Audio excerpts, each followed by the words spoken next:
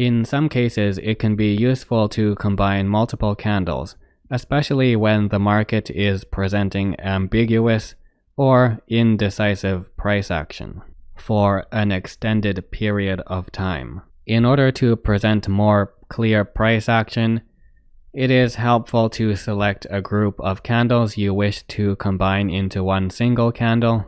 Naturally, the opening price of the first candle will be the opening price of the combined candle, and the closing price will be the closing price of the last candle. The high price of the combined candle will come from the highest price in the candle range, and the low price will come from the lowest price in the candle range. Combining candles is not entirely necessary and won't happen all the time.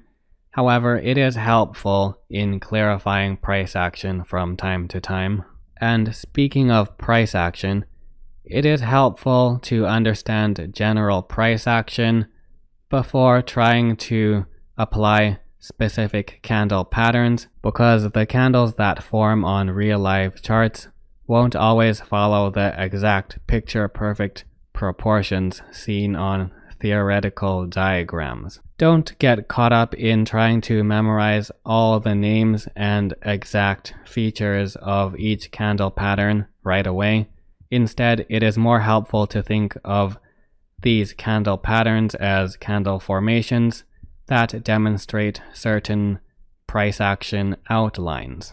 Even though candles are a relatively simple analysis technique, they are still subject to dynamic market factors that take place as price fluctuates.